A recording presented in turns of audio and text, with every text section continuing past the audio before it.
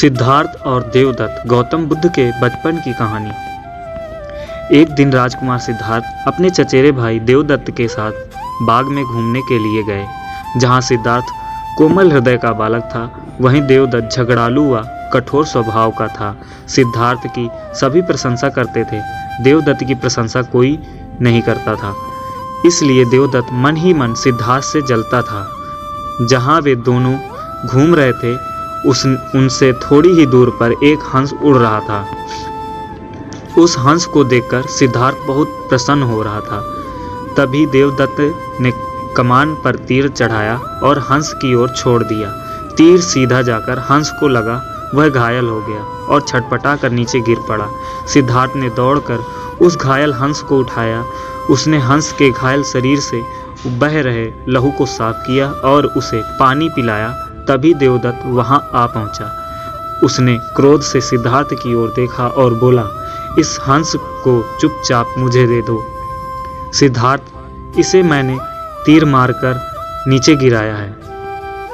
नहीं, सिद्धार्थ ने हंस की पीठ सहलाते हुए उत्तर दिया, मैं इस हंस को तुम्हें नहीं दे सकता। तुम निर्दयी हो, तुमने इस निर्दोष हंस पर तीर चलाया। यदि मैं इसे ना बचाता तो इस बेचारे की जान चली जाती।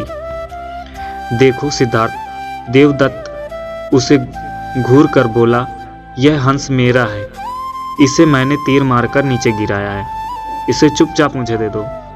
यदि नहीं दोगे तो मैं राज दरबार में जाकर तुम्हारी शिकायत करूंगा। सिद्धार्थ ने उसे हंस देने से साफ साफ मना कर दिया। देवदत्त राजा शुद्धोधन के दरबार में जा पहुंचा और सिद्धार्थ की शिकायत की। शुद्धोधन ने उसकी शिकायत को ध्यानपूर्वक सुना, फिर सिद्धार्थ को बुलावा भेजा। कुछ ही देर में सिद्धार्थ हंस को लेकर राज दरबार में उपस्थित हो गया। राज दरबार के ऊंचे सिंहासन पर राजा शुद्धोधन बैठे थे। आसपास के नीचे आसनों पर राज्य मंत्री तथा अन्य पदाधिकारी बैठे थे। कई सैनिक हथियार लिए द्वार के निकट खड़े थे। शुद्धोधन के संकेत करने पर देवदत्त सिर झुकाकर बोला, महाराज, जो हंस इस समय सिद्धार्थ के पास है वह मेरा है। इससे मैंने तीर मारकर पृथ्वी पर गिराया था। सिद्धार्थ ने इसे उठाकर इस पर अपना अधिकार कर लिया है। यह हंस मेरा है, कृपया इसे मुझे दिलाया जाए। राजा शुद्धोधन ने सिद्धार्थ की ओर देखा और बोलने की ओर संकेत किया। सिद्धार्थ ने सिर झुकाकर शांत स्वर में कहा, महाराज, यह हंस निर्दोष है। यह बिना किसी को कोई कष्ट दिए उड़ता जा रहा था। देवदत्त ने इसे तीर मारकर घायल कर दिया। मैंने इसका उपचार किया, इसके प्राण बचाए। मैं समझता हूँ कि प्राण लेने वाले से अधिक प्राण बचाने वाले का अधिकार होता है। वे सभी एक ही स्वर में बोले, महाराज, राजकुमार सिद्धार्थ का कहना बिल्कुल ठीक है। जीवन लेने वाले से बचाने वाले का अधिक अधिकार होता है।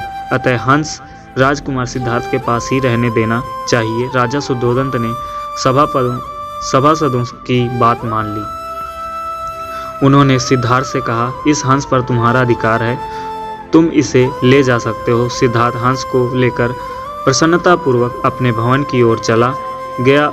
उसने प्रेम पूर्वक उस हंस का उपचार किया। जब वह बिल्कुल ठीक हो गया तो उसने उसे उसके घोंसले की ओर उड़ा दिया। यह सिद्धार्थ नाम का बालक आगे चलकर गौतम बुद्ध बना। उनमें यह लक्षण बचपन से ही थे।